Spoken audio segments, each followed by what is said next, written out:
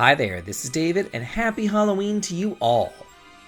For the past 2 years now, I've been going back through games of yesteryear and highlighting fun, spooky, creepy, Halloween-themed areas for the occasion. From towns to dungeons to ghost ships, we've seen a lot. But today, I thought that it would be fun to set our sights on some haunted houses. Whether for good or bad, just about every RPG has them, so let's get out our costumes, eat some candy, and then rank them all based upon their spookiness. Number 10. The Haunted Manor of Lunar 2, Eternal Blue.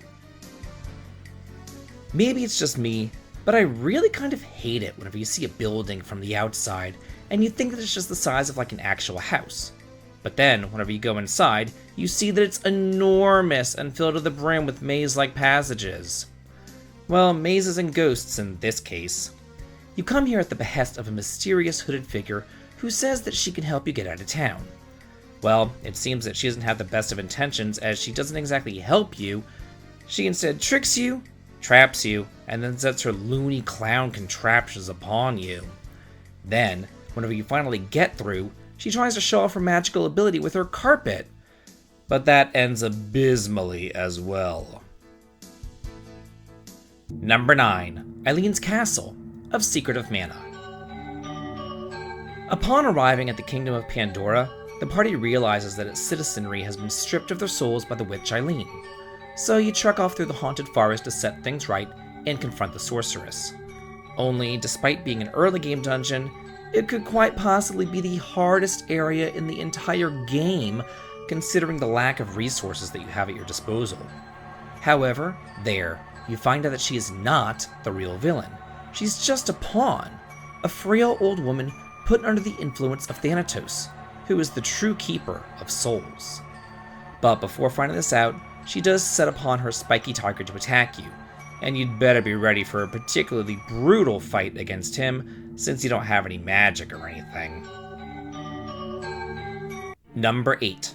Count Prinkley's Mansion of Robotrek. This truly wacky game was actually one of my favorite offerings from Enix growing up. It's just so unique.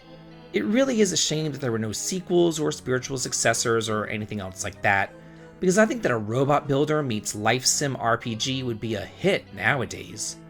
Especially if it was injected with all the humor that Robotrek, or slapstick, is known for. But anyway, this haunted mansion is located in the middle of the Forest of Illusions and is packed to the brim with dolls that come to life, coffins all over the place, and it's even lorded over by the vampiric Count Prickly himself. Even all the hackers standing guard are spooked out of their minds by this creepy place. Number 7. Moonbrooke Castle of Dragon Quest II. Only added to the American version of the game, the opening of Dragon Quest II shows Moonbrooke as a lively town, only for it to quickly fall under Hargan's attack. His demons come in, kill the king, and turn the poor princess into a lowly mutt, though one soldier does escape the slaughter, and he brings word to the king of Middenhall, which then begins your journey. Much later on, whenever you visit and you see the spirits of the dead roaming the hallways along with tons of monsters infesting the area, you realize that you need to break the princess free of her spell. After finding her as a dog, and then breaking her curse with the Mirror of Ra, she then can return and reunite with her happy father, and only as then he is able to rest in peace. Number 6. The Ancient Castle of Final Fantasy VI. There are hidden areas in RPGs, and then there's the Ancient Castle. As a kid, I had no idea that this place existed. It wasn't until I got the strategy guide that I finally discovered it, and when I did, my mind was blown. Haunted by ghosts of 1,000 years past from the War of the Magi, you get to relive the horrors of that war and then witness the forbidden love between the Queen and the Esper Odin. After coming under attack, Odin rushed to the defense of the castle, only to then be petrified along with his queen and left to erode over the ages. It's not until you stumble across the buried castle that you see that love between humans and Espers isn't a new thing. It's been going on for thousands of years. Number 5. Neclord's Castle of Suikoden. With 108 characters around, it's really hard to have adequate development for all of them. But I always liked the story between Hicks and Tengar. Hailing from the warrior's village, they are in love, but Hicks isn't really much of a warrior. This changes though when Neclord uses his zombie army and then kidnaps Tengar in order for her to become his next bride. As you storm the castle to rescue her, you see that it's so large that it literally takes you all day to climb, as you fight off hordes of zombies and undead, and then hear screaming coming from the castle. With the help of the Star Dragon Sword, you're able to put a stop to the Discount Dracula once and for all and rescue the girl. Number 4. Tedanki of Dragon Quest III.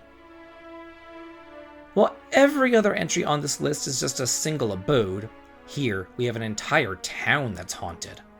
As the closest settlement to Baramos' castle, he's set his eyes on the inhabitants of this poor town. Prior to the events of the game, Baramos and his minions went on a rampage, massacring everyone to instill fear into humanity and search for that green orb. If you arrive during the day, the whole place is just eerie. It looks completely abandoned. However, at night, the town comes alive as ghosts fill the streets and go on living as if nothing had happened. It seems that they were all slaughtered so quickly and mercilessly that it hasn't even registered with them that they're actually all dead. Number 3. The Shinra Mansion of Final Fantasy VII. This could very well be the first haunted house that comes to most people's minds whenever they think of this topic, because it's just so iconic. The mansion is built on the outskirts of town, and from the outside it looks normal enough. Even a casual visitor would think that it was just some normal house. That is, until you go to the basement, where the horrific research experiments took place. It's here that you meet the vampiric Vincent, asleep in his coffin, and also here, where Sephiroth learns the truth about who he is, how he originated, what Jenova is, and then he seeks out revenge not only against Shinra, but against the entire planet itself. Number 2. Lea Monde of Vagrant Story. While all the previous entries were just one town or dungeon that you visited over the course of the game, the next 2 entries are a little bit different, because the entire game takes place within the walls of said haunted house.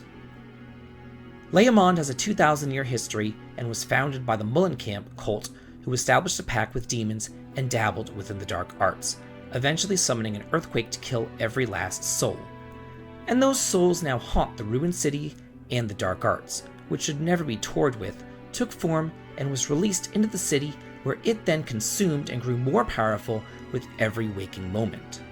And it's here that our intrepid hero Ashley finds himself as he tries to track down Sydney, who's now the leader of that cult, and put a stop to that dark art once and for all. And number 1, Nemeton Mansion of Koudelka. To be fair, this location is also visited in the Shadowheart series, but there it's all in ruins, and that's because of what happened in the prequel, Koudelka. The game's namesake is drawn to the old former monastery, and then breaks in to uncover its secrets, and is promptly almost poisoned to death. After surviving, she learns that it was founded thousands of years ago, and served as a place of murder and torture over those years, and is now haunted by poltergeists. In her search for the Emigre manuscript, she comes across Roger Bacon, who's of course sleeping in a coffin, and foils his necromancy, and finally just burns the whole place to the ground on that fateful Halloween night. Well, that's it for the top 10 best JRPG haunted houses. I hope that y'all enjoyed the video, and I do wish you a very safe and happy Halloween. What are your favorite JRPG haunted houses? Let me know in the comments. And if you like this video and wanted to hear on the channel, please consider supporting me over on Patreon, heading on over to Twitch for streaming fun, or joining the Discord to chat and hang out. The links to them all can be found in the video description. This has been David, and if you like this, please like, comment, and subscribe, and have a good day.